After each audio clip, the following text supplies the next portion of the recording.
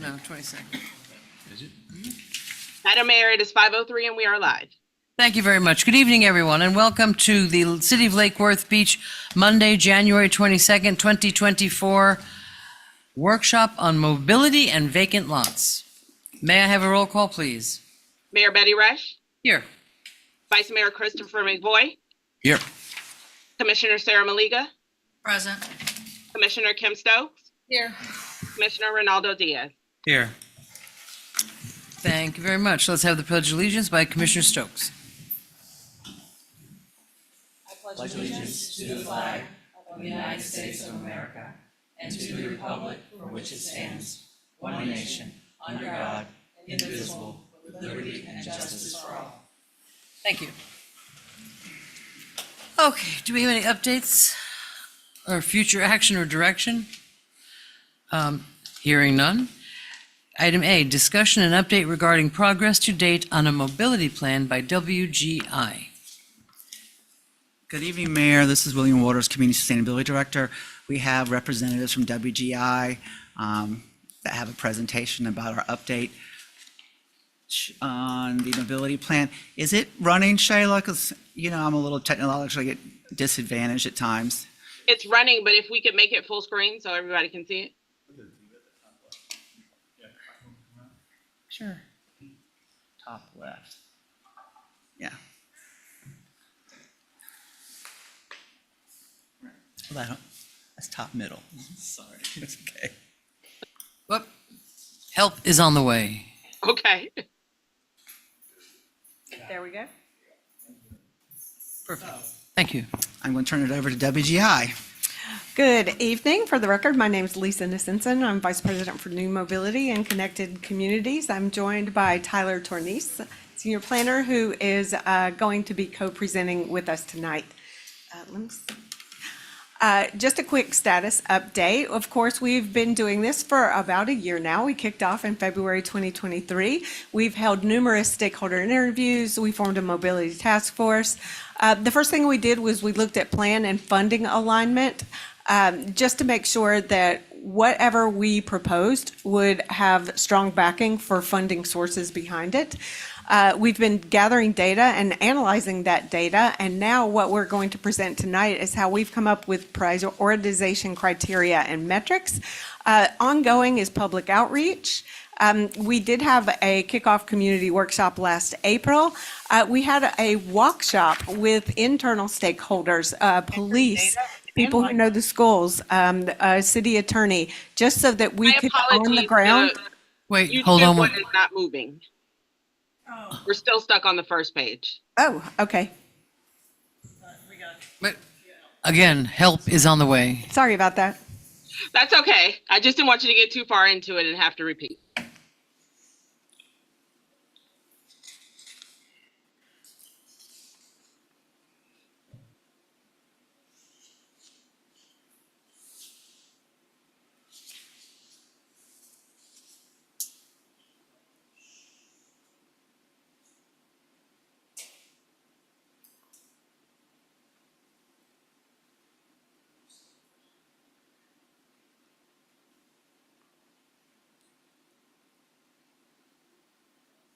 It was big for a minute there, Alfonso. It should be good now. Okay. Just to make sure, are we going back and forth from what you see? Why don't we go back to the status update? Okay.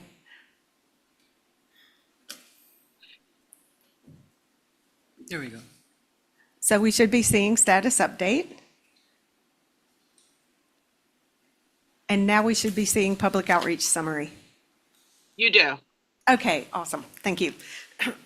With that workshop, we just wanted to have boots on the ground to see up close and personal what the sorts of corrections would be needed. A lot of times those things are very obscure. A lot of times we're looking for root causes of crashes that aren't evident when you're driving or when you're just going through the area. We also did the Day of the Dead in October 23, which was a very successful outreach. And of course, we are going to plan for being at the Street Painting Festival to once again reach people who otherwise don't come out to public meetings. So right now, I'm going to turn it over to Tyler Tornese to talk about data. Welcome, Tyler. Thank you, Lisa. All right. Hi, everyone. So in order to look at this study and to do a comprehensive geospatial analysis, we use a bunch of different data categories and types. To start off, for crash data, we looked at Signal 4 Analytics, which is your statewide repository. It's housed in the University of Florida. We also looked at transportation infrastructure using Palm Beach County, FDOT as our sources there. Also, land use, zoning, and ownership, these coming from the City of Lake Worth Beach, the Florida Geographic Data Library, and also the county. Demographic and environmental data coming from the U.S. Census Bureau and the USDOT. And then last, regional transportation projects coming from Palm Beach County Transportation Planning Agency, and the City of Lake Worth Beach. A little note on the City of Lake Worth Beach, we are still waiting to hear back from the CIP and the updated TIPs that are going to be coming out. Once those come to us, we're going to include those in our plans as well. So moving on into kind of how this fall study came to be from a data point of view, it starts with data review and collection, and I'm not going to bore you with the details of what that looks like, but it's very important. You can think of it as a dirty in, dirty out system. If you start off dirty, your whole analysis is not going to work out. So right off the bat, it comes up with a lot of data review, collection, and then into data cleanup and formatting. And then last, we get into the most important stage, which is the iterative stage of this analysis. And this is, by iterative, I mean we're constantly redoing it, and we're doing it again based on input we receive from William, from many of our stakeholders, and from what we see at those on the boots on the ground sort of engagement activities that Lisa was talking about. All right, and some of those products, what they look like, one of the most important, if not the most important product for funding is the HIN, or the High Injury Network. The HIN represents the roads with the highest frequency of crashes and the most severe crashes in duality, both of those. So how can the City of Lake Worth Beach use this moving forward? The city can use the HIN to further understand where the most severe crashes are occurring and where they're happening the most. Additionally, and like I said before, the HIN is one of the major underlying components of funding. So that's why it's important that it's accomplished in this study. And so how was the HIN constructed, analyzed, come up with? I'm going to try to be fast here because this is not the important part of our presentation today, but each individual street in the city was evaluated based on the following variables: crash severity for all the crashes occurring on the street, raw crash frequency of all the crashes on the street, crash rate and crash severity were then combined to give you a ratio or a network score. And then to evaluate the system as a whole, we scored it based on standard deviation. So you have an average score. We took the one standard deviation, meaning the outlying scores from that standard, to give you what we selected as the HIN. And the results are here. I don't want to harp on this at this presentation. The purpose of this presentation is to get input on our prioritization. But what you see on the screen are the results from the HIN. Highlighted in yellow are the municipal controlled streets that the City of Lake Worth Beach has jurisdiction over. The rest are either FDOT or state roads. You will notice some duplicate road names. This is because they are split up by their speed and their lanes, because a 25-mile-an-hour road is much different than a 40-mile-an-hour of the same road and same type. And I can more than happy to come back to these after the presentation. Second, in relation to the HIN is the low bike stress. I've been saying that wrong since day one. Low stress bike network. The low stress bike network utilizes the exact same methodology as the HIN, except it's the inverse, and it includes additional variables.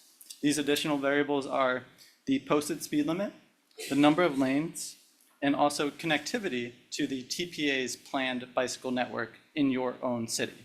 So to highlight that again, we wanted to see where the TPA is planning for their bike lanes to go, and we wanted to ensure that whatever we're proposing is, number one, on a city road, on a slow speed road, on a safe road, and also is connected to that TPA plan. And again, to highlight that, we have 37 potential roads that are selected as part of this low stress bike network. All of them feature connectivity to the Palm Beach County TPA's Bicycle Priority Network Plan. And this does include your 5th, 8th, 9th, and 11th Ave footpaths and the Bryant Park Loop. And now I'm going to hand it back off to Lisa to highlight the pillars of our plan. I get the much simpler graphics, and I'm grateful for that.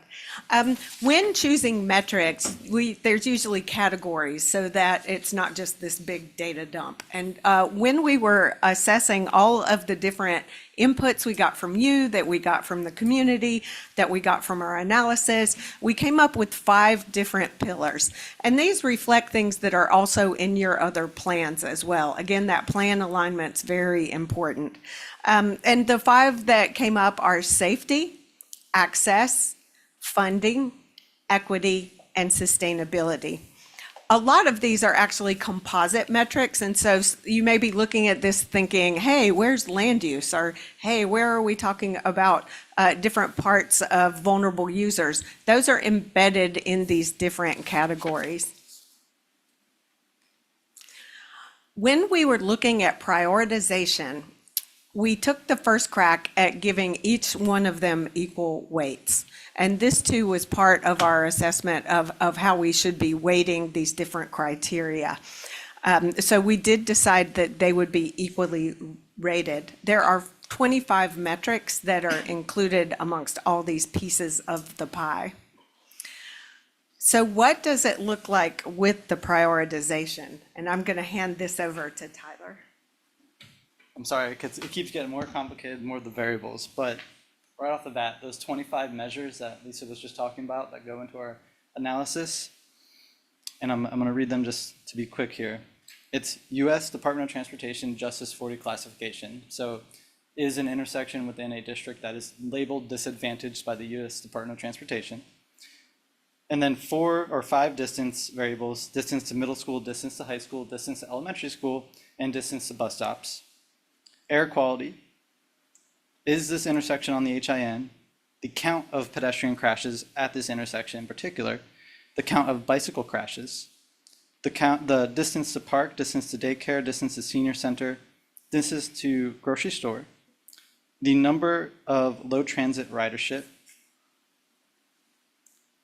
Percentage of diesel particulate in the air. Percentage of ozone particulate in the air. Percentage of population over 65 or under 18, percentage of population with a disability, the count of crashes within 50 feet of the intersection, crash severity, community hub count, count of non-residential parcels within a radius, percent of those with no vehicle, income, and then last, percent minority. So those 25 variables are what goes into all of your 916 intersections to evaluate them. And it sounds comprehensive because it is comprehensive. We wanted to give you something good here. And so breaking down kind of what the highest scores in those 5 categories were, or 25 categories were, is the U.S. Department of Justice 40 classification. So again, is this intersection somewhere that is labeled as disadvantaged right off the bat from USDOT?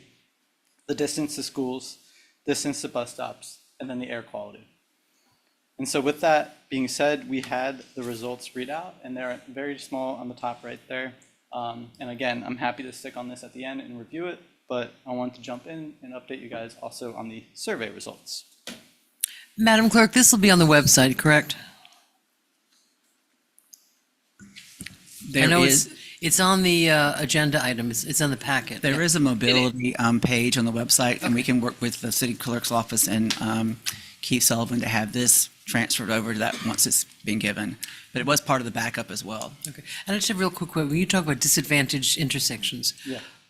are they disadvantaged because the paving's bad, or are they disadvantaged because they're in an area where disadvantaged people live? So that's a great question. Thank They're disadvantaged because the U.S. Department of Transportation, and this came out of the Biden-Harris administration, they're identifying, they use this term disadvantaged to measure based on these 25 variables make it look like a drop in the bucket compared to the amount of variables that they're using to measure disadvantaged. And we are just taking a small sliver of that to I basically using the same data set and summarizing it for this study.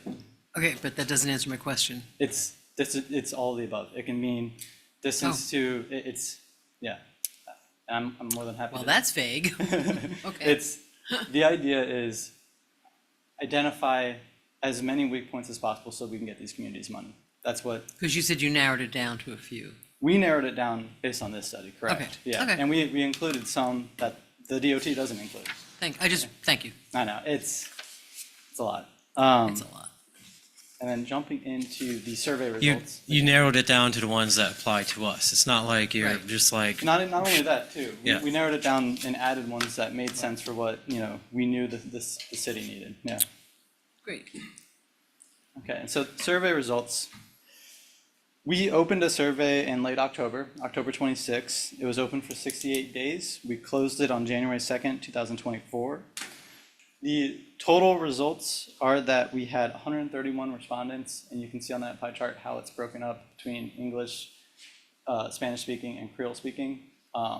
Within the age range, the highest highest respondent was in the 50 to 69 age range, and then they were also mostly working full-time individuals.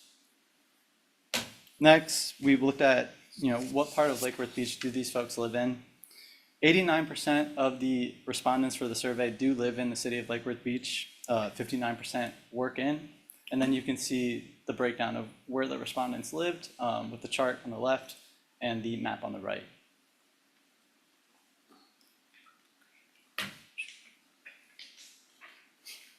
So another question was, what enhancements to design infrastructure elements would encourage you to use not-auto forms of mobility? And so the top 4 answer choices from this option are more shade trees along sidewalks, protected bike lanes, wider sidewalks, and better lighting. Yep. By the way, these are not all the questions that we're reviewing for the study. We can provide those. We wanted to provide the most interesting and thoughtful responses. Which of the following factors limit your mode choices? So the top 4 choices here are safety, as in I do not feel safe making my trip. Trip distance, my destination is too far away to complete the trip using my desired mode. Comfort, I do not feel comfortable using alternative mode choices to get to my destination. And infrastructure, there is no support for my desired mode choice on the street network.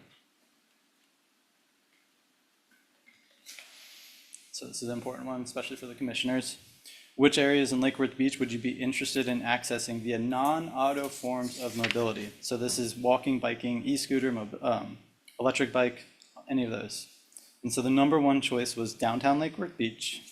Second choice was the beach or Lake Worth Beach Park. Third were general parks. And then the 4th was the Tri-Rail station. So any questions from the slides that I went through? Do you want me to go back to any of them to talk about them at this point? I was interested that if you go back one, I think, that one. Factors limiting mode choices. I don't see anything on there that I need to get to a destination and I need to get there not sweaty. Or I need to get there professionally presentable within a reasonable amount of time. The fact that it's not a question on there, I don't know whether that's whether this was open-ended and people could write it in. So there's an other option where you can select that if Right. one of the drop-downs don't apply to you. What that tells me is that most of your respondents were not people who were thinking about using transportation to get to work. Because if they had, it would have showed up a lot. Because unless people are going to go this time of year when it's great, you can wear long pants and a long shirt, you might even wear a sweater and still get there all right. Forget it in August or September if you have the to. other or- 10 months of the year. And well, let's say 10. Yeah, you can get somewhat adapted, you might get 8. I'm from the Gulf Coast, I mean, it's. So, and a somewhat related comment, you mentioned you were going to do surveys at the street painting. Be very aware that the vast, vast, vast majority of people who come to the street painting are not from Lake Worth.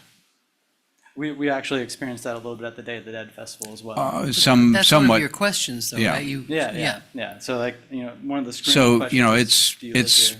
it's a way to ask people, but it's probably not the most high usefulness way to ask people at the street painting one. Thank you. Mr. Diaz, and thank you for turning on your light. I appreciate it. I'm going to use QA/QC. Do you like verify this data? Do you check this data on other things? Because I know like PalmTran, for example, has ridership data that points out like pretty astronomical numbers. I'm a little bit surprised at some of the things I saw. And you know, surveys are as good as people respond, and you're still doing it. The best part. Yeah. That's the best part, right? The survey is going to be as strong as the respondent, and as many people Right. can respond to it. So you probably haven't gone through like the QA/QC part yet? Or? No. Okay. Everything gets QA/QC Okay. thoroughly, and we're making sure these are authentic responses, and not Okay. someone responding 50 times. Right. to a- Okay. Want to double check because some of the things that like stand out to me, like I'm surprised schools aren't a little bit higher because when I ride PalmTran, it's a lot of students, a lot more students than I think people realize. And then like the other one that stands out, fairly good point that Vice Mayor McVoy brings up is because that is a top question, and I don't know if this is what you have all encountered, but it does seem like people who choose, well, you have a lot of people who don't necessarily have a choice on biking to work, right? That's putting it very nicely. One way, yeah. Okay. Yeah, and then you have a very maybe smaller but very dedicated group of very educated and professional people who are choosing to bike to work, and not every place is going to be like our TPA offices where there's a shower and stuff available, which is super nice. Don't we wish? Yeah. Right? No, I know. And So I wonder like how much of that, you know, like can you kind of gauge like how much of that isn't reflected because of that? Or like are you still, it's hard to that's, predict. yeah, that's where it gets very tough. And you know, I will say, because we're talking on the topic of transportation, you just described the two dichotomies, really. So kind of when you make transportation alternatives competitive, it's no longer really a decision. If it's competitive, if I know I can get on the bus right here at Lake and Lucerne and get to the same point as if in Lake Worth Beach in the same amount of time as a car, that's competitive. You know, I'm gonna maybe I'll take the bus that time. But if it's different, if it's much easier for me to drive in my car kind of outweighs that opportunity. I'm always going to take that option. So, Right. Yeah, Well, yeah. and that's kind of why I asked, because I know at least in previous discussions with Lisa, like, you know, there's ways to extract data of knowing like how many people don't own cars in Lake Worth Beach, which we know is really disproportionately higher than our neighboring towns. And so you can kind of deduce they're either walking to the tri-rail or like what we see, probably much to Jamie's chagrin, like bicycles chained to our signs and things like that.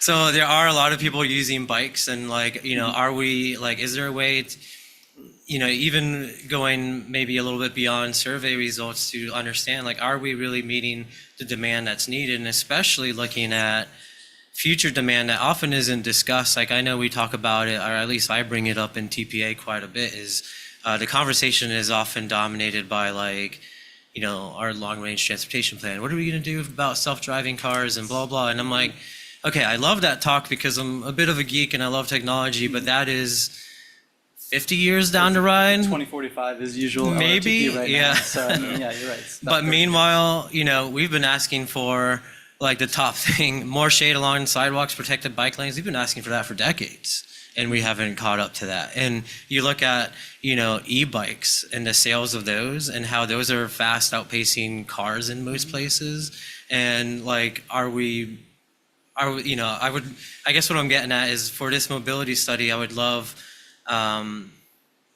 not to derail because you still have so much to go, like, you know, the funding aspect is so critical. That's why I was like, this needs to be key, because there's definitely a messaging that comes out in all communities that why do we have to do a study? Well, we can't go to Tallahassee, we can't go to agencies and ask for money without having an informed decision. And so that's what this is. And, Exactly. Right. Exactly. And so, but also like, I just want to make sure this study like puts us on that path, because while so many of our neighbors are talking about self-driving cars and all this stuff that is just like eons down the road, to use that analogy, where we have these things that are more immediate and pressing, like, you know, are we meeting that demand or that immediate need? So just open-ended question. Thank you, If- Mr. Brown. Thank you.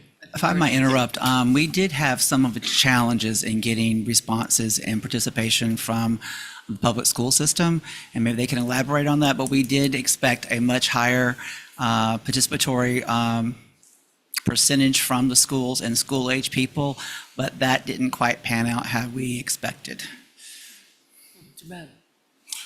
William actually just kind of addressed what I was going to address, the 131 response. This is something That's a we tiny we amount. typically see with a lot of the things we do in the city is the engagement portion.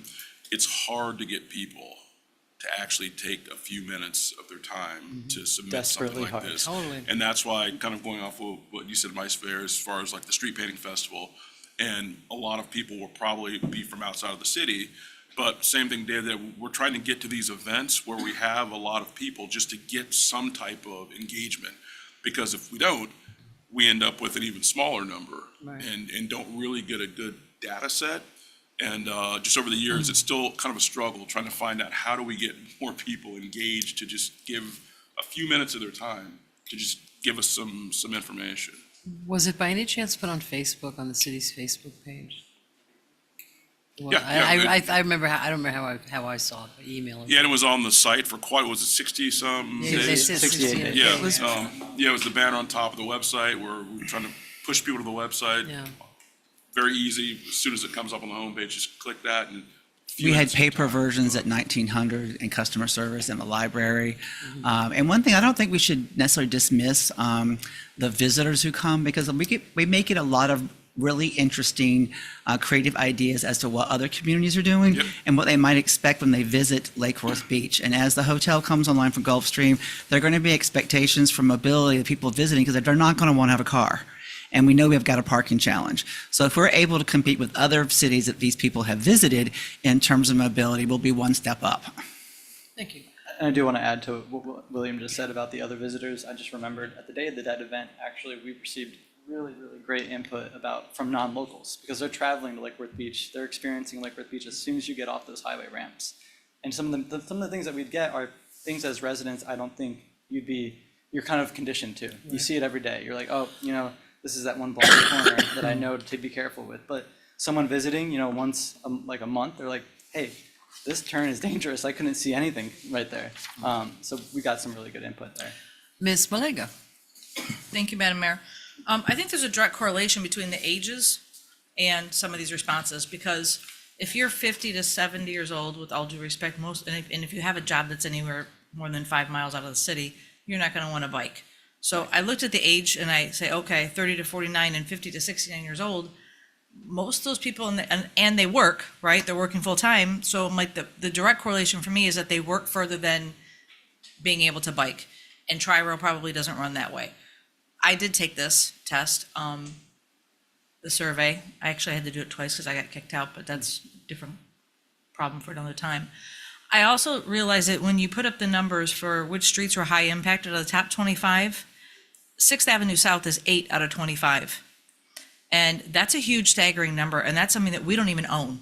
Right. So how do we get the right people into this conversation? Because if we're looking at 8 out of 25 as a road that we don't even have control over, what do we do to make sure that we can bring this data to somebody and say, hey, pay attention? And I'm just going to jump in, as well as the corner right out here, Lake Lucerne and Dixie Highway. None of those are our streets, and they just put in those crazy new lights that, so, good question. Mr. McVoy?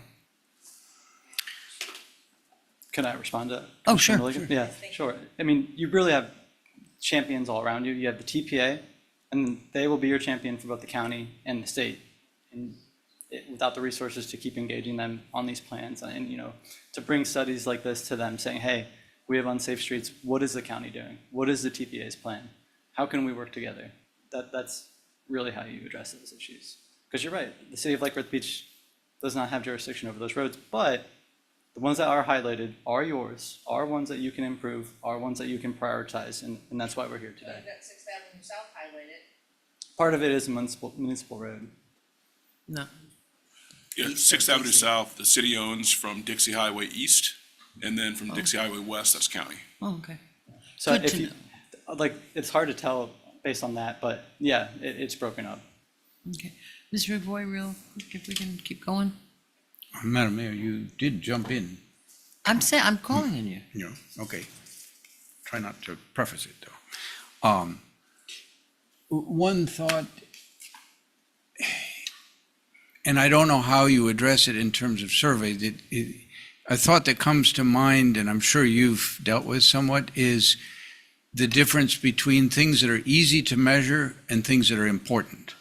And one of the challenges with surveys is that some things is easy data to get, but may not be actually all that helpful.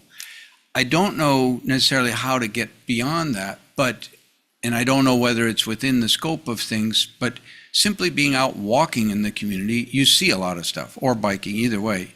You're going to see who's on bikes. I think Commissioner Diaz alluded to it. I used to have a category, it was kind of three. There were people who were out biking for exercise, they're serious, and there's TPA has an acronym for it, which I forget. And then there are people who are doing it for economic reasons, and there are people who lose a license and are doing it for constrained reasons. And then there's a few people, some of whom are in the category you mentioned, who do in fact bike 5 miles or whatever to get to work. Or You're not over 50, are you? What's that? You're not over 50, are you? Well, that's a state secret. But my thought is you want to also be getting the information not from what people think about it now, but also where we want to be, knowing that e-bike sales are high, knowing that e-scooter sales are high. What do we want to be doing in the way of getting information that's sort of 3 steps out, that may not be in somebody's head yet, or only just barely, and it may not be something that you can get in quantitative numbers very easily, but I would encourage you to try to be looking that direction. Not as far forward as self-driving cars, because I'm right with Commissioner Diaz. That is so remote to our problems and issues that, let somebody else worry about that in 10 years. And I Thank think you. that's a great segue into our next steps. And I'll tell you, those e-bikes and e-scooters and everything are dangerous. I am almost hitting people on the streets at night in the dark with no lights. Visibility is something that I would put very high. I can't tell you how many people I see all in black Yeah. clothing at night and no lights, no whatever on their bikes or e-bikes.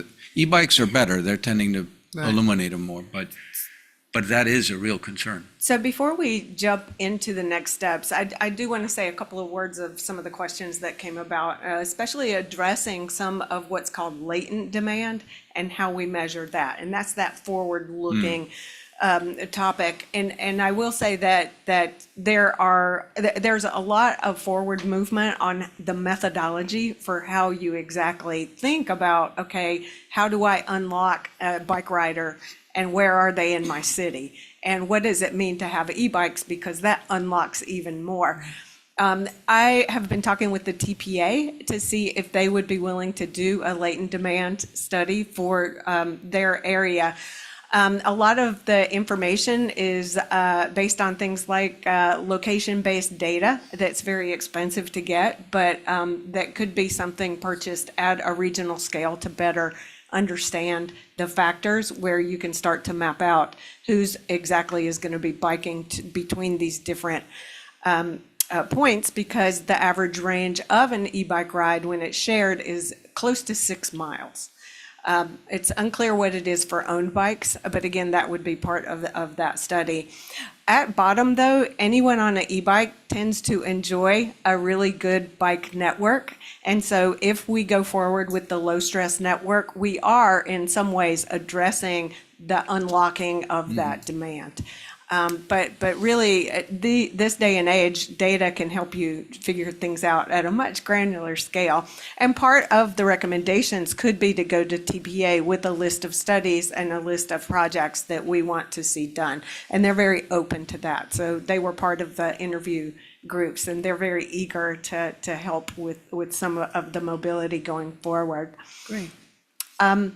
So the next steps in the timeline, today is the commission workshop. What we would like to do is to finalize prioritization criteria and metrics. And again, as Tyler said, this is iterative. So as we go forward and we get feedback on our methodology, there could be some overlays, some things that we do differently. as we talk about this. So Mayor Rice, I know you talked about the quality of the infrastructure. So maybe what we would do is go back and look at some of the comments we got from people who are like, that intersection's falling apart. Or maybe the city manager would be able to come up with his top 10 list of intersections that have been on his list for a long time, but just so happen to also be on ours. And again, we're trying to layer these things so that we just make it clear what the priorities are and how we can go after funding on this. And so we're trying to be strategic. As we said, we could develop the project list from there, get more feedback on that, and draft the mobility plan. And I do also want to say that we are heavy on safety, and we are pointing to a lot of infrastructure upgrades. But part of the plan will also include the micro transit that you just approved last week with Circuit.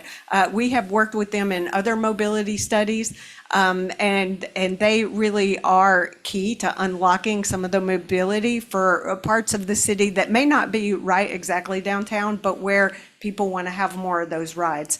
Looking at West Palm Beach, they've had a lot of success with their Circuit programs, and I think no less here as well. They do a lot of data-driven planning as well. So we will present to the commission and the public and then final plans as an amendment to the comprehensive plan. We don't have dates on those quite yet, just because that, again, needs to be, it's iterative, and we didn't want to lock anything in writing down for this meeting. But we certainly want to put the plan out so that you can be well-positioned to start getting to funding as quickly as possible. So with that. I will say, as another interruption, is that I just got the little email for the kickoff of the FY25 budget. We will be collaborating with them very closely to try to identify what we can include in the capital improvement program for 2025, to go ahead and have that adopted, even if it's in advance of the changes to the comprehensive plan and the finalization of their mobility plan.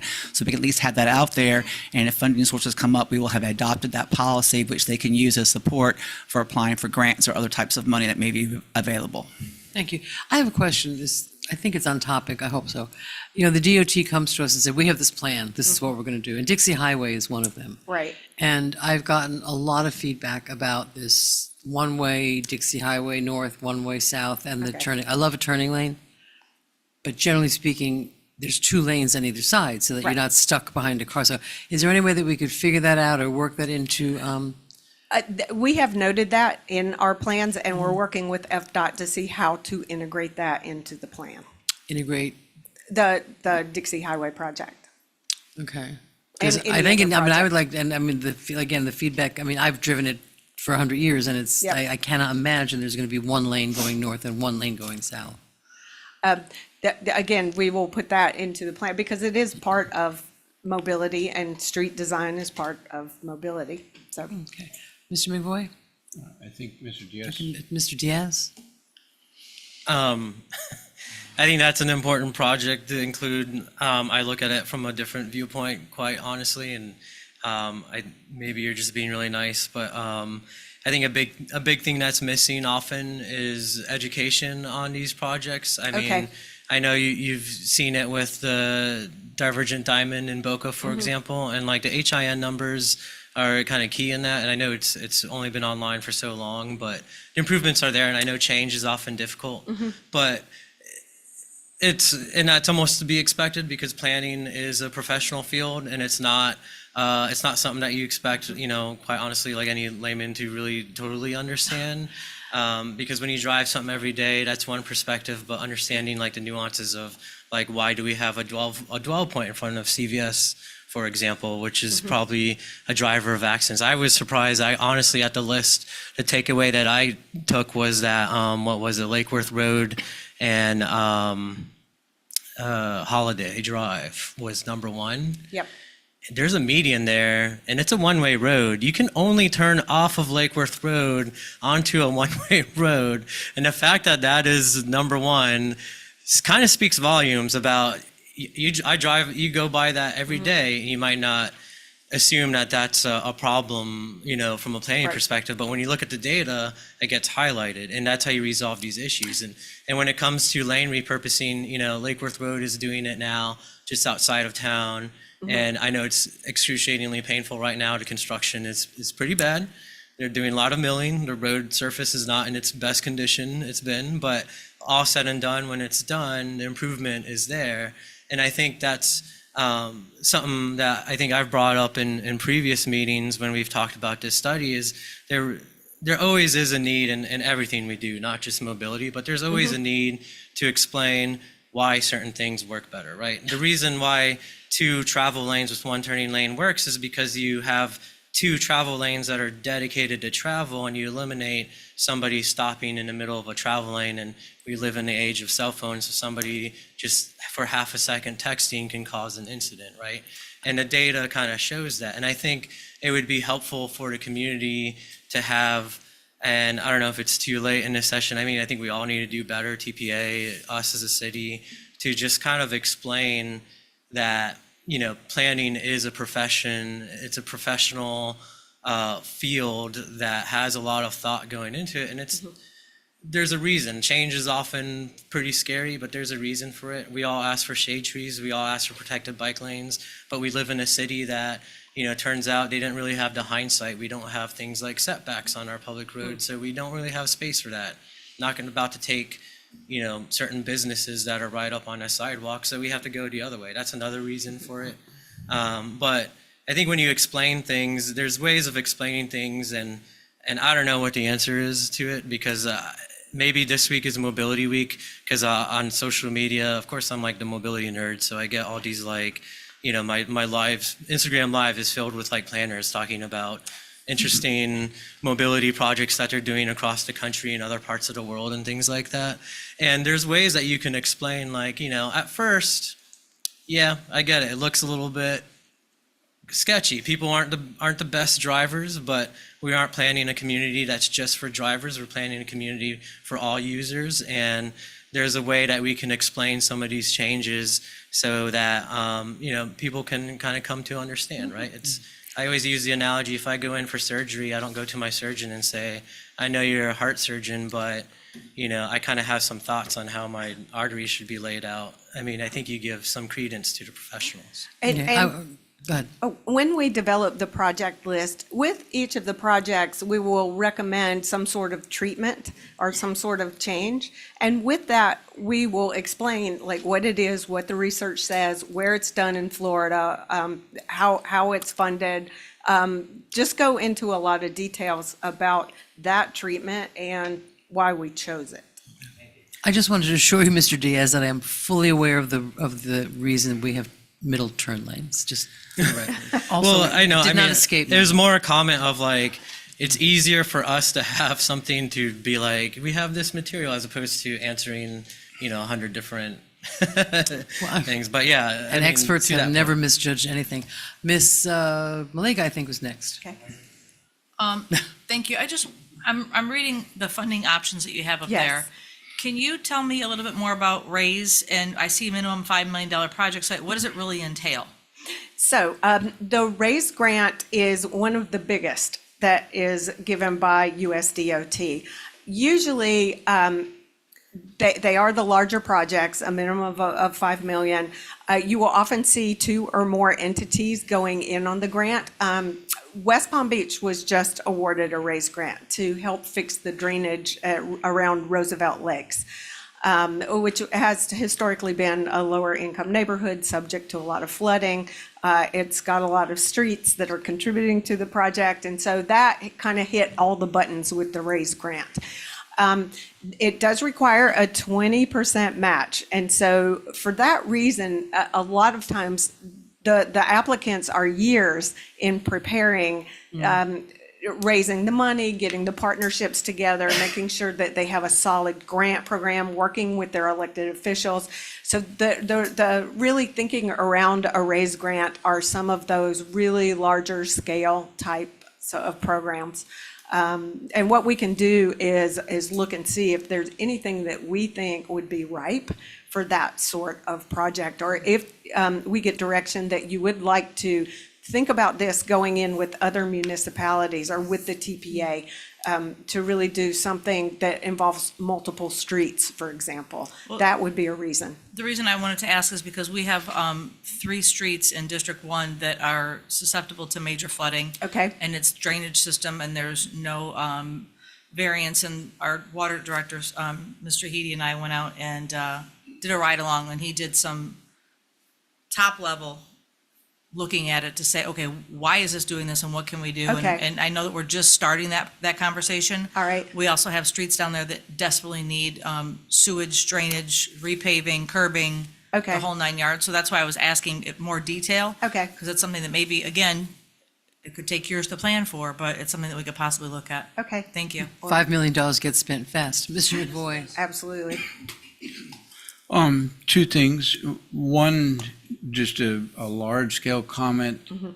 If I had to estimate based on what I hear from people around the community, in terms of the latent demand sort of idea, by far the biggest is safety. Yes, People would be willing to bike, they'd be willing to e-bike for transportation. I mean, we have a lot of people who bike for fun. Hey, I think I'll bike downtown and go have a, pizza or something. You get some of that, which is fine, and I encourage it, and, Yeah. it's better than somebody driving downtown. But I'd also like to see, and I think there's a need for more transportation biking. People are Right. actually using it and not using a car to get off to work or to get to somewhere else. And the biggest thing I hear over and over is, I don't feel safe on the roads. Now, some of that relates to how experienced somebody is as a biker or as an e-biker. I worry a little bit that e-bikes may give people a false sense of safety, because you're going faster and you're probably actually more at risk of various things. Wear your friggin' helmet and maybe some gloves. But that safety aspect, and so a couple things with that. I know over the years I've heard people talk about, could you do something with our alleys? okay, yes, we have Could that a you- lot.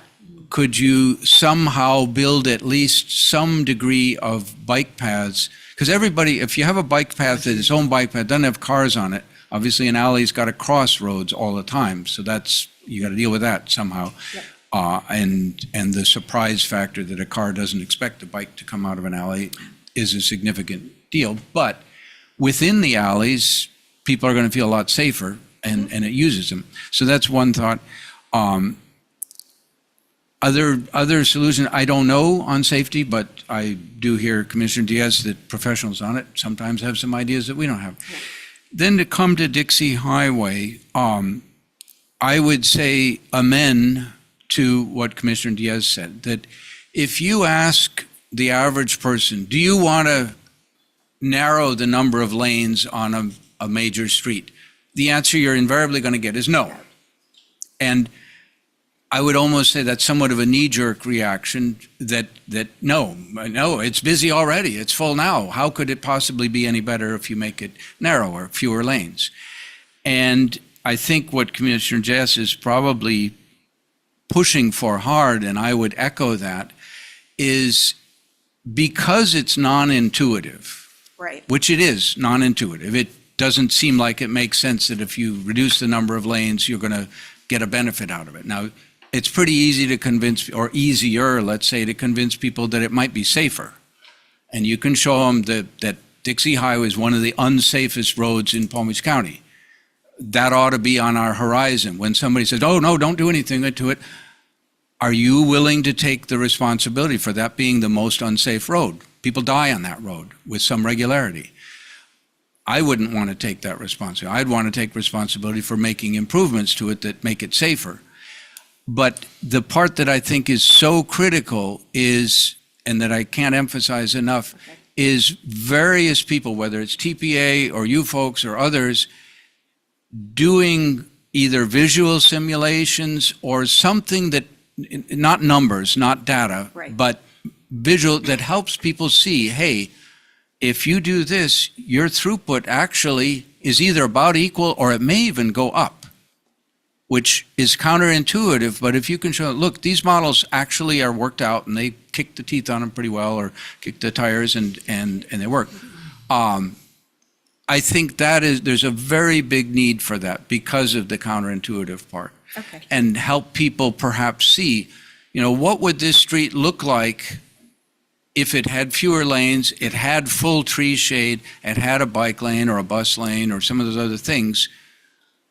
Seeing the alternative and seeing transportation models on it, I think would go a long way to help getting to a more informed response on it. Okay. Thank you. Noted. I agree with that. I also would like to know, in terms of Dixie Highway, because it is such our major thoroughfare, is where can you find a place which did that, which took a 2-lane road Good idea. and did it, that it worked?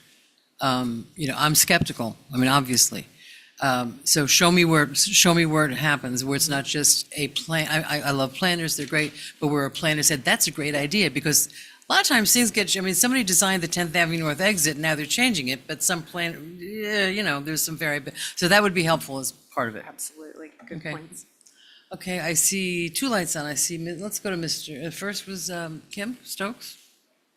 I just wanted to make sure that you're getting the input you need from us Yes, tonight. thank So one of the questions I had is, tonight's not the night to go through our whole project list and decide what we want to go after. Right. Okay, so I'll spare you the details around Second Avenue North and some of the other roads. That'll come later. I heard you talking about working with other municipalities, then the Dixie Highway conversation just reminded me of that.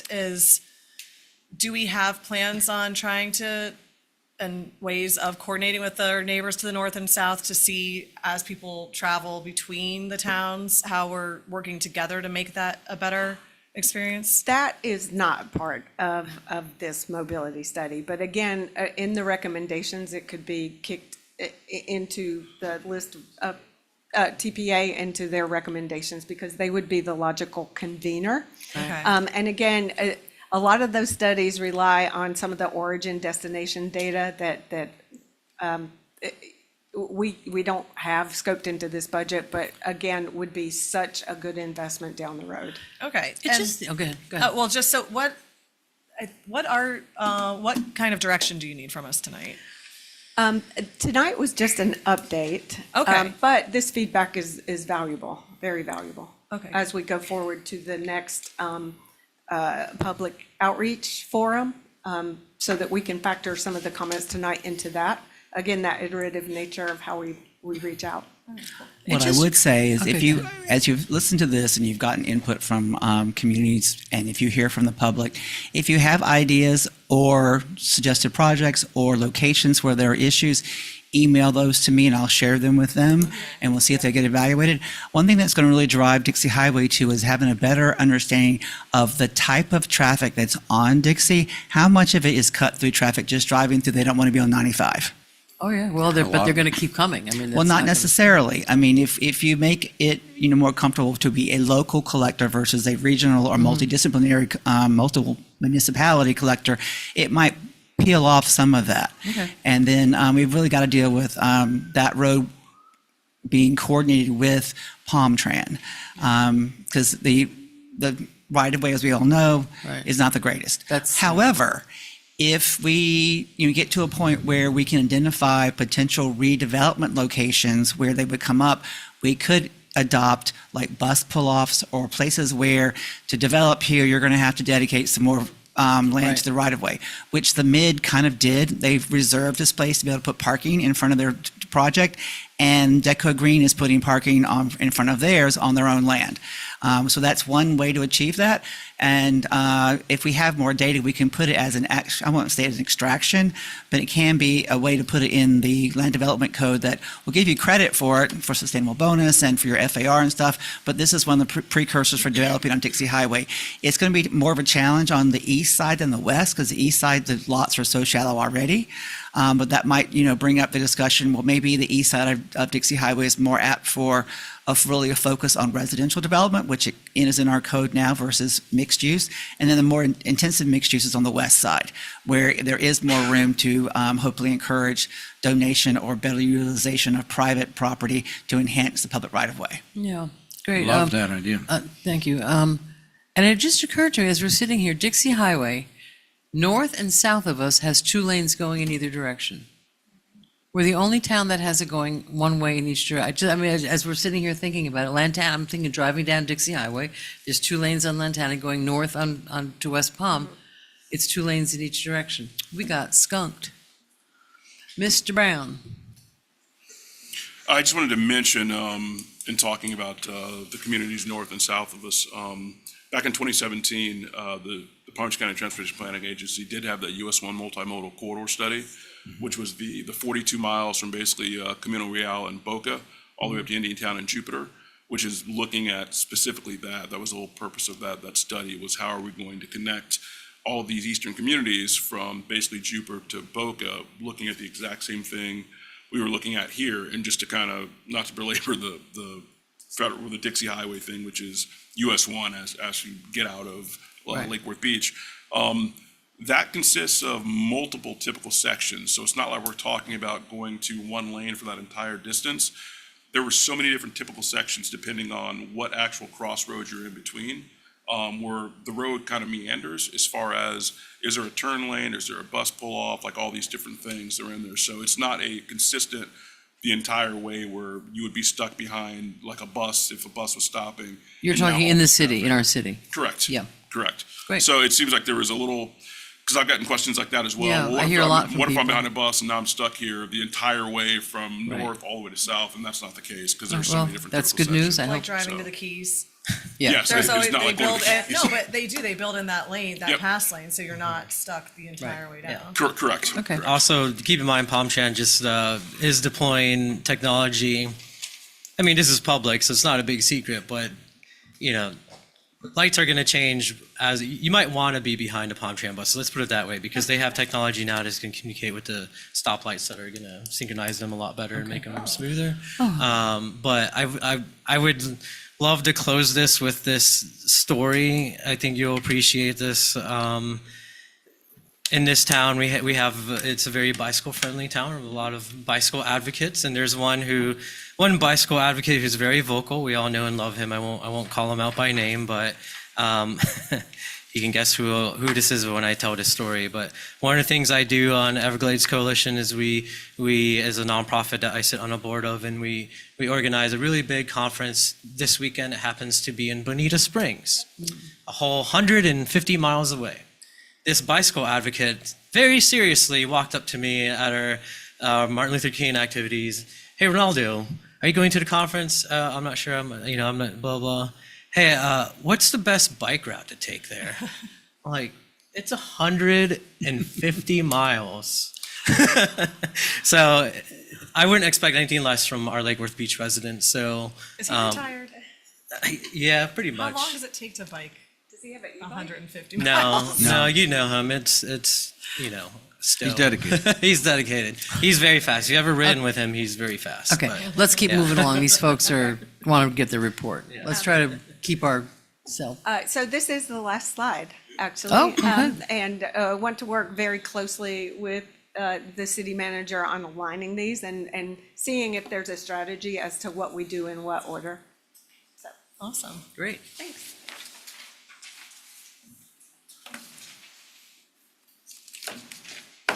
So where do we go from here? Staff or somebody? You mean our next topic of discussion or next step? The next on- step with this mobility? Well, we're going to coordinate with the Street Painting Festival. We continue to meet every other week and discuss the activities that we've done, the data and analysis. We have a stakeholder meeting coming up in I think 2 weeks was when, and that's the larger group to go over what we've already discovered. We're going to be identifying, like I said, what projects can go ahead and get in the hopper early for your FY25 CIP discussion. My thought is that likely we will have something ready in the fall, maybe late fall, to move forward as a formal plan. And then there are some policy decisions once the plan is finished that you're going to need to sort of decide. Hopefully by that point, God willing, impact fees will have been decided one way or the other, and what we can do with mobility in that terms, what kind of other amendments we might need in the LDRs, land development regulations, or the comprehensive plan beyond the plan itself, and we'll get to work on those. So there's still a lot to do. And there will be other opportunities for the public to be engaged because you're going to hear on February 6th, our neighborhood planning initiative. As that's, moves along, if we can coordinate it, I do want to try to go to each neighborhood and then funnel in mobility issues. We're actually going to be in their back door, and whatever information we can get from those neighborhoods can be funneled back into the plan too. We may have to amend the plan if it doesn't, because we're not going to get to all 26 neighborhoods by the time this plan is finished. But we can get a recommendation from WGI as how we can funnel in some of the information we get from the neighborhood planning that actually will influence mobility. And can you just tell us, you just mentioned just another stakeholder meeting. Can you give us a little more detail, like who's invited, when it is it? That's Palm Beach Sheriff's Office, the Fire Department, TPA, various consultants in the city, the CRA. There's like 50 people? Yeah. And It's that'll a be whole variety of people. Public meeting? No, it's actually, it's a Zoom meeting internalized, because if we open it to the entire public, then that's what, our public discussion, when they actually give a presentation later this year, that will be the opportunity for the public to participate. Okay. And will that be recorded and broadcast perhaps, so that people can know what the stakeholder meeting, so that people can see what I'm folks are not sure if we can, I'll find out. I mean, you can, It should be from a record Zoom. We should be able to It'd record it. Just, again, in terms of like transparency, we're big about transparency. Let people know what we're talking about, what the police say, what the fire say. That would be a helpful thing, to have people know what the input from the different departments actually was. Okay. Thank you. Yes, ma'am. Okay. Moving right along. Thank you. Good to see everyone. Thank you very much. Take care.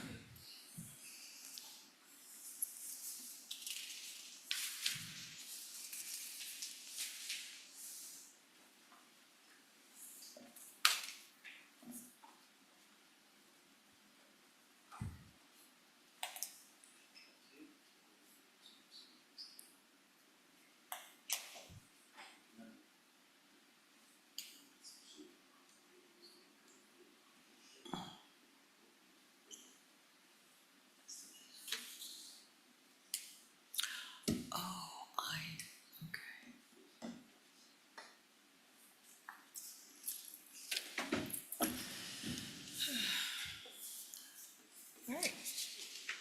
Still over an hour.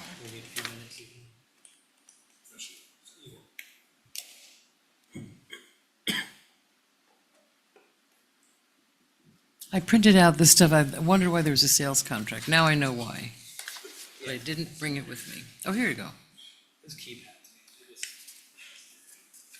May have to have Alfonso come in here and jump in. But the next item is a discussion which has not happened in any kind of productive means in quite some time before. That's commission, or the previous commission, on surplus properties. I will give you a little bit of history on what we have left. When I arrived at the city in 2010, the city had not evaluated its surplus property list, which at that time everyone thought was the 200 and some parcel list of everything the city owns everywhere. And that's not the case. What the surplus property list is we take that list, it runs through all the departments, they evaluate and determine what properties we need for essential services and future growth and that sort of thing. And then those that are not are turned over, and there's a list form. Those were evaluated by the Planning and Zoning Board, some recommendations made for open space, recreation, recommendations made for appropriateness for affordable housing, and other ones were identified as being available for sale. Under our city charter and dispensation of property, anything that's identified as being appropriate for affordable housing has to be given first right to the CRA if it's within their district, or local nonprofits for housing, and we give the property to them. We don't actually sell it. So that's one caveat that this evaluation went through back in 2011 and 12. The CRA took a couple of properties. There was some reserved for open space. There were quite a number, surprising, that were unbuildable, little slivers of pieces that, what are you going to do with it? And then other ones, I think there was 27 at that time, that were determined that we could actually sell. So at that time as well, the city charter stipulated that in order to dispose of property, we have to do a sealed bid process or an RFP, which we did, and we sold a few of them. Then we said, well, we still have some left. The response wasn't great, so we hired a real estate consultant to market them for us. And I think we sold like 5 or 6 more. Then I can't remember what precipitated it, but I think it was the beach. We changed it a little bit in the code so that we can do unsolicited proposals and bids for property. And the last one that you heard in that process was Davis Auto Supply put in a proposal to buy the little piece of land behind them, which is still in the process of being completed. And we've had interest in other parcels. Nothing has been formalized or come to you as a formal contract. Since that time, we've also picked up a property on South Federal Highway, which is more formerly known as the former Charlotte Taylor property, which is a Mayor Bresh knows, this goes back a long way. So we added that, and we've had a couple of other entities that wanted to offer the city the property, but we either didn't think it was of use to us.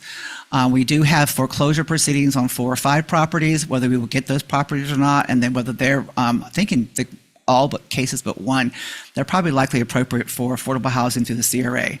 So that being said, we have a little list of properties left. And there weren't that many. And we had a gentleman from Canada who's recently located down here who's interested in building workforce housing. And they came to us with a consultant wanting to know what properties the city have available that they could do a workforce housing on. So I gave them the list, and they identified 6 that they wanted. And based on our code as well, the lowest the city can accept as an offer is to net, not gross, net at least the PAPA appraised value at the time the contract is submitted. So this gentleman did submit a contract to us. Once we got that, then there's another process. Based on the value of the properties, we have to do appraisals. And those appraisals were done. You have a spreadsheet that showed what the evaluations were in 2023 October. One of them we had done back in, I think, January of 22, and that was a significant change in its value. So the difference between what the PAPA value in 23 and the appraised value is received is about $1.4 million. Yeah. And if you look at some of the comparisons, the appraisals are kind of a little wacky. Also, per the code, any property evaluated more than $50,000 has to have 2 appraisals. So before I went down and spent any more money on appraisals, which would be reimbursed to the city at the time of closing if we choose to actually sell it, because all costs incurred by the city would have to be passed on to the purchaser. We had put forward, I think, for the previous city manager, this list and this offer, and there was a request to discuss it and see where we were going to go. And so I had our GIS planner map it for you on a citywide map. There's also a zero-in map that will shrink down, and we can see exactly where they all are, but most of them are in District 1, and they are a variety of properties that are zoned either mixed-use east. Most of them are single-family residential or single-family, two-family 14. They are sort of scattered. We've owned them for a very long time, except for the Charlotte Taylor property and a couple of slivers on Federal Highway. There's one there that's actually adjacent to 2 privately owned parcels, which I think was a leftover piece of right-of-way that FDOT just said, oh, take it, we don't want to maintain it. And we've got a couple of non-buildable lots that we foreclosed on from, or they were given to us for code compliance, that the adjacent property owners have never wanted to purchase. And since we maintain them, it's like a free backyard. So, if I can't argue with them, yes, you're going to pay higher taxes, you're going to have increased maintenance, and please take the property, and you also got to pay for it. Well, that's just not going to happen. So before you tonight is a discussion of where you would like staff to take the request. The proposer is still very interested in the opportunities to develop workforce housing in Lake Worth Beach. We met with him on Friday, Mr. Perry, Mr. Brown, and myself. I believe he would be open to restricting the properties in some way to be workforce housing, but at the numbers that we have from the appraisal, the workforce housing will not work either as rental or as private development for sale. So we might have to come up with some sort of middle ground in terms of that this is a for-profit entity, but under the code, a nonprofit entity or the CRA can take the property for free if they would like it and develop restricted housing. So there may be some middle ground in them somewhere, or you may not be interested in disposing of any of these properties, or maybe you're only interested in disposing of one. So I have as much information as I have. You've been provided the contract. The appraisals are available. We won't go into those because I really don't want to get into the nitty-gritty of analyzing those, but most of the comparisons for the appraisals were from the north end of the city, within 1.5 miles or 2 miles of those properties. So that might explain why the disparity in their values is so great. So essentially, essentially, and I see all the lights and everybody's going to get, I just want to ask a basic question. Sorry. No, please, take your time. With the two more valuable, it's 1.761 million for the 6 parcels. And I'm just, I want to make under that I understand, he's offering $360,000. And I know there's reasons for and against it, but so essentially that's what's happening? The offer was made based on the PAPA values, which PAPA is the value. minimum that you Right. can take. Right. Okay. So he was proposing to provide you at least the minimum return as stipulated by our code, which then triggered the reappraisals. Sure. And then the appraisal value, as it is now, is 1.7 for all 6. Okay, great. I know that Ms. Williams' light was on first. Thank you. This was brought to my attention when this gentleman called a few months ago, and I went through the list, and of course, being a commissioner who cares about their community, went to the community and spoke to a couple landowners who already are invested in the community. And the fact of somebody who's from another country coming into District 1 and buying up land in a community that doesn't have a say or hasn't had the option to bid on it, they were a little upset, but I told them we're not there yet. So there are 2 abutting properties that, one butts up to the DeVoe brothers' historical property, and they are very interested in purchasing it. We've actually talked about having the Osborne Historical Museum come out of the house that they owned that was their parents'. So taking that historical home, it was a family home, and making it a walking focal point and doing a nonprofit and turning that into a historical museum. So that's something that we've been kicking around for a couple months. Can you tell us the Which addresses? one was that? Oh, Yeah. that's the Wingfield, 6. Yeah, I that's don't what I have my- figured. My glasses on 15. Did you say there were Douglas? 2? On Douglas? No, On Winfield. It's, Wingfield. uh, 1526 1526 Winfield. Wingfield. You said there were 2 properties? or Yeah, so no? that's It the one abuts that's, 2 properties. Okay, oh, okay. so it's right next to the one that they own that could be potentially turned into something great for the community. The other one is 1527 South Douglas Street, and that butts up to Miss Reggie's for the children. And William had came up with the idea of possibly turning that into what'd you say, affordable housing for her staff? Concept is that, under If she our purchased code, it. if they wanted to collaborate with a nonprofit entity and themselves, then they could possibly develop 4 units on their parcel and our parcel that could be affordable housing for the people who actually work it for the children. Like the teachers or something. But that's not something we can coordinate ourselves, but we could obviously help facilitate her becoming a partner with an affordable housing person like Cultural Renaissance or the Community Land Trust or something. Right. And then that collaboration might be able to generate some grant monies to be able to do that. But we haven't got very far because I really wanted, Commissioner Blake and I spoke a little bit about it.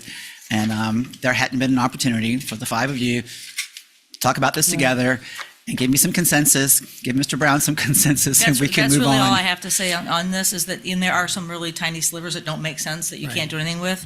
But I know there is a need and a desire in the community for those 2 parcels to stay within the community and possibly make 2 amazing things out of it. So So the 1526 Wingfield and the other one is the. 1527 South Douglas.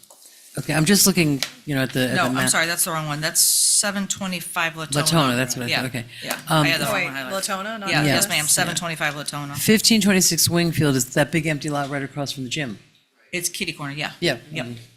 And the other one is next to For the Children. Okay, There's 2 empty lots in between the Latona. There's one on the east and one on the west side. okay. We actually just cleaned it up last Saturday. Yes, we did. Thank you very much. Okay, Mr. Diaz, I think, was next.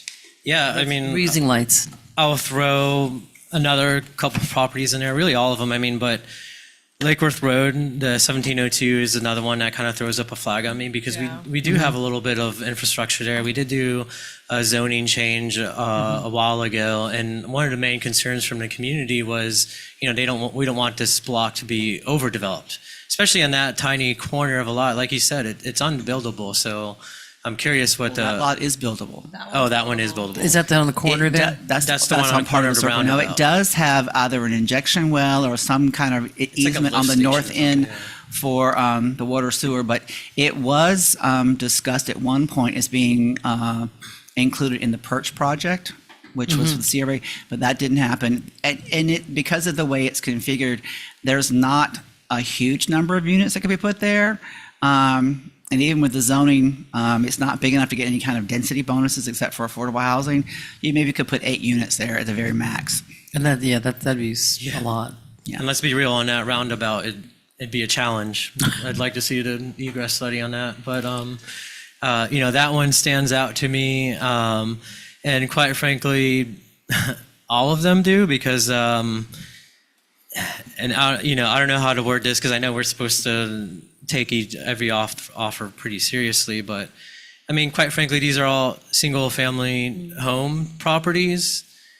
I feel better and trusted with like our CRA or local nonprofit to. Is it in the CRA Well, only one is in the CRA Only one district. is, well, similarly, there's partners out there, Habitat, Yep. various partners that I quite frankly would trust them better to bring us workforce or affordable housing. And that's the other, question. But I am also curious, because some of these numbers, like, of course my computer decides to update right now, but, Of course, of course. yeah, It's up well, there. yeah, like,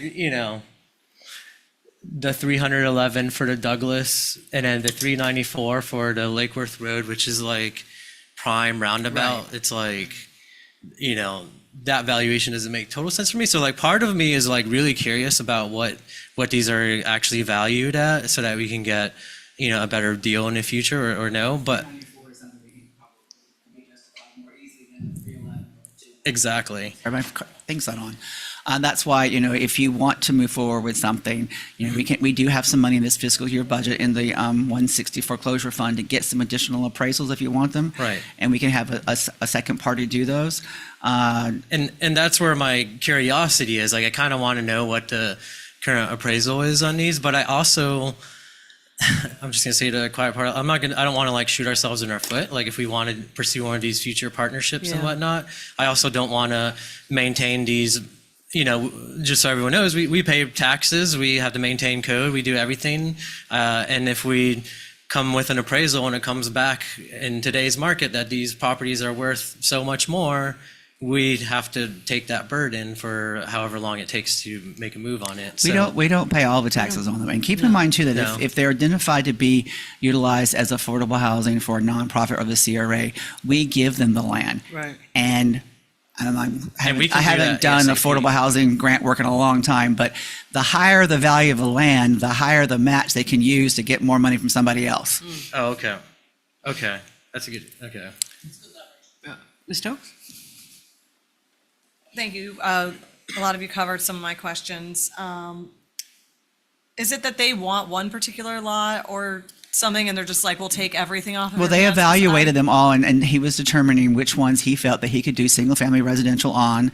He was hoping to do for sale, but based on today's market and the cost of construction and those factors, not taking into account the dramatic increase in what the properties are worth, he thought that he'd probably do rental properties that with a covenant that would be affordable or workforce housing, and then would be sold as workforce housing when the market became more attractive. It's not an all or nothing proposal, as I understood it, and there may be a couple, but if it's dwindled down too far, the economy of scale of trying to do affordable housing, because most of these lots could have a very similar house like Habitat Humanity does, being done on all of them. So if it's only going to be one lot or one house or two houses, I don't know whether this person could make that work. I just don't know what he plans on doing with the 3 non-buildable lots. He's not buying it. The only ones that are in, Oh, he so wants is those a are just- yellow. In the little map, Okay. the ones he's interested in are the ones that are in yellow, and then the green one is the one that Davis Auto Supply bought, and the other ones are the weirdo lots. Okay. And what about, and the non-conforming one, is that, how easy is it to build on something that's non-conforming? The only way that one, It's 623. it's a lot, you can't. You'd have to combine it with something next door. Okay, so we're just kind of stuck with those forever. Not necessarily. Somebody may, come along and own the property next door and want to, be able to build 2 houses, and maybe you could split them or build a larger house. The ones that are problematic are the ones that are at the back of someone's. The one we did have the offer on 3rd Avenue South, And that gentleman has not finished his co-compliance issue, so that's still sitting there. But that's one where that person wanted the back third got chopped off at some point. He wanted to buy it. There have been some permitting and code issues that we've stipulated you need to resolve those before we bring that offer to you for consideration. Okay, so, I guess I don't know that it's worth going forward with an appraisal right now, because I agree, I had the same concerns as Commissioner Malega. We have this out-of-state person coming in here trying to swoop this up. I know there's local developers that do infill all the time, and that, but now I'm hearing that you reached out to adjacent neighbors to see if they wanted these weird lots. They said no. You've reached out to our community partners in the past. You've put out RFPs in the past and nobody wanted it, but We even had a private real estate agency, go out and market them. And we did sell some of them. We didn't sell all of them.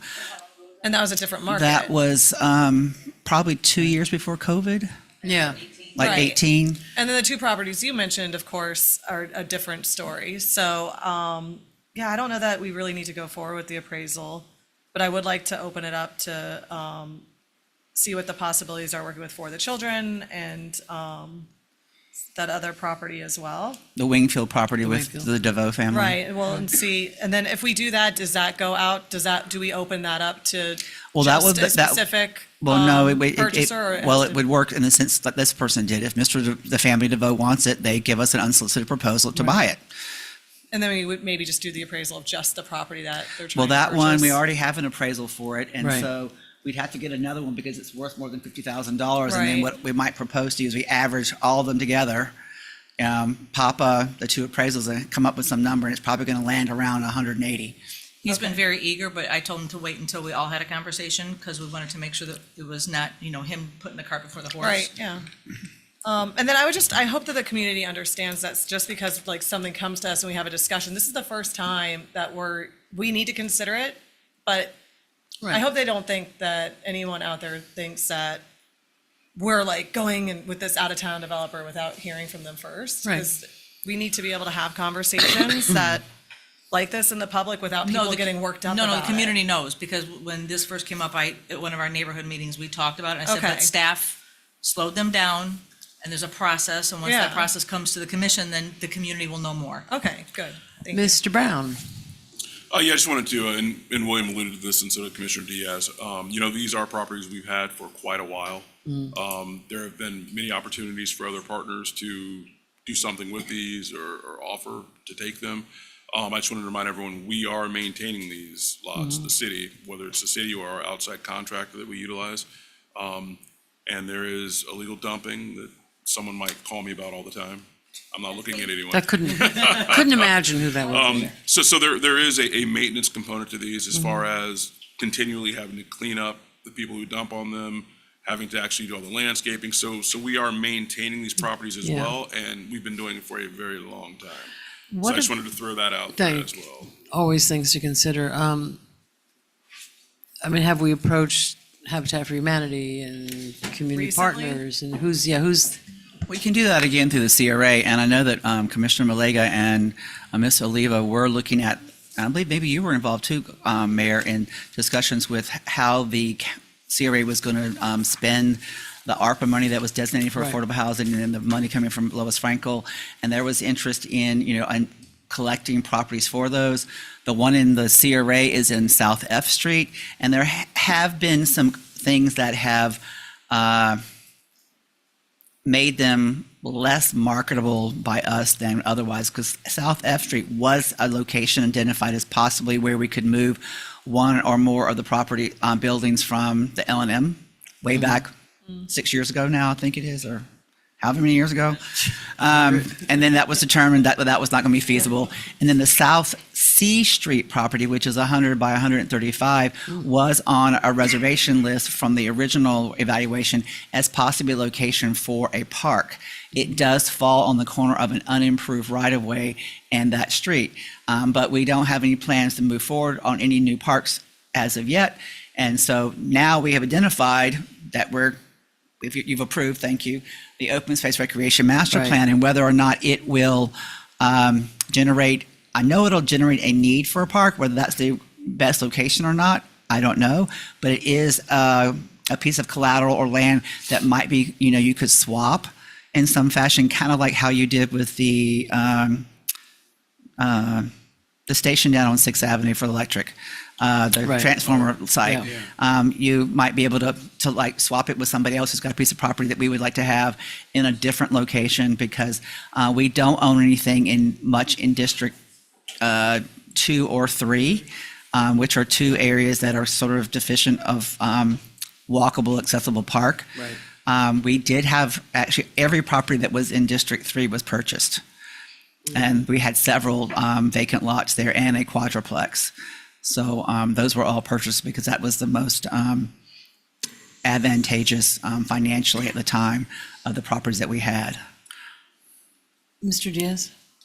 Mr. Waters actually already answered it, which was I was going to throw out another flexibility, and I don't know, we probably don't have this circumstance, but I'm a big fan of if we have to hang on to these for a land swap, then that's also, I think, a critical tool that we underutilize. Yeah, I mean, if it's been a while since we talked to community partners and, all the different, and we have set aside money for affordable housing, so I mean, that might be something that we can think about. We can send the list back over to the CRA and Yeah. get some feedback from Joan and her partners as whether they're interested in any of them. Yeah, and I mean, not just because the only one is in the CRA district, but the others.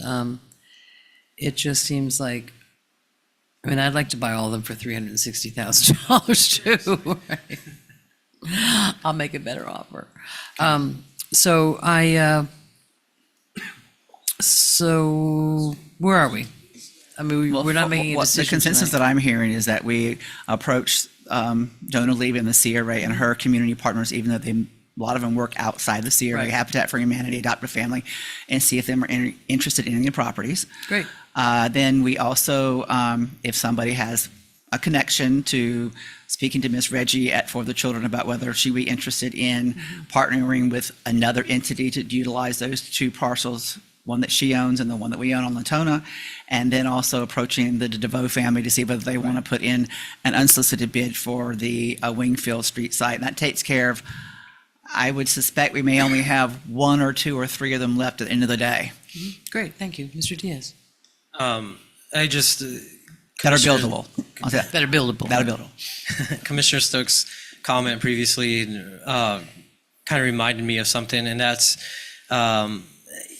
in the interest of being fair, we're also not gonna wholesale just shut down any developer that comes to town. So Right. if you're listening or want to reapproach us with better ideas, better offers, like that's still open, because I think it is really important that we see this opportunity to do something with these properties and we're going to make a decision with it, but it doesn't mean that other potential projects and stuff are unavailable. I mean, I'm not saying with these specific properties, but as other things come up, as we look up, as we go through our abandonment and things like that, there's I will say that there have been two interested parties in buying some portion of a city parcel of property that I had told them that the city commission is very, very interested in affordable workforce housing, and they refused to agree to any kind of covenant or restriction on the deed to produce that, and they walked away. No, okay. So I'll just say that. Okay, wrapping up, Ms. Malega and then Ms. Stokes. I just have a quick question. 732 South C Street, it says reserved for open space use. That was for us- that was the recommendation of the Planning and Zoning Board back in 2011. So that's for the a community park, is what I'm assuming? And I think you were out of the room when I mentioned it. That was what it was, and that was not identified as a potential park locations. We didn't have any plans at the time, and we haven't had any plans to expand any more parks until now. You've graciously adopted the Open Space Recreation Master Plan at your last meeting, and that might be a place where we could actually land swap some land from somebody else that may have a better location for a park, or some fashion like that, or it could be land banked for. I know there's not a tot lot sort of thing that close to that location, but it's a little far from the park on B Street. Because our goal is to try to have some kind of passive, at least passive or toddler-based park at least a quarter of a mile or a 15-minute walk to everybody in the city. It may be the loftiest goal ever. We may never get there, but that's what we would like to try to achieve. No, I think that that's a great, that lot and that area, that's a great space for a park, because there is nothing walkable. The kids have to cross 12th or cross 6th to get to a park. So, I mean, I would be in favor of keeping that and looking at putting a park there in the future, but that's just my opinion. And I just want to shout out to the folks that live in the District 3 that have been looking for a park. We're not ignoring you. We're just, this is something that's available at this point. Okay, And, Ms. and we Stokes, don't, like I said, we don't have any don't have any. parcels. Right, in that's one of the District problems. Okay, let's wrap it up with Ms. Stokes. Since we're here talking about these, I'm curious, with 1121 South Federal Highway, it's listed as buildable. It Why is. didn't they want that one? It's in an area that it's sort of small. It has mixed-use zoning. He was not overly eager to get into a mixed-use project. He wanted to have, single-family residential. And I think he also anticipated that when we got the appraisal back, that that's one that I surprised came in as low as it did. But, it is Oh, what it does is. It's jinxed. It's I mean, it's only 50 by 135, so you can't do much there from a mixed-use standpoint. And I think that under the zoning with 20, mixed-use 20, you might be able to get 3 units there, but then the parking would be a challenge. Because the parking requirement for a multifamily is more than across that than it would be for a single-family house with, say, an ADU. Okay, a micro. thank you. Okay, great. Thank you very much. So I think staff has the direction in terms of reaching out to Ms. Reggie and reaching out to the DeVos. And do I have a motion? Do we need one? Yeah, I You guess do so. not need a motion. It's a work session. Night. Goodbye.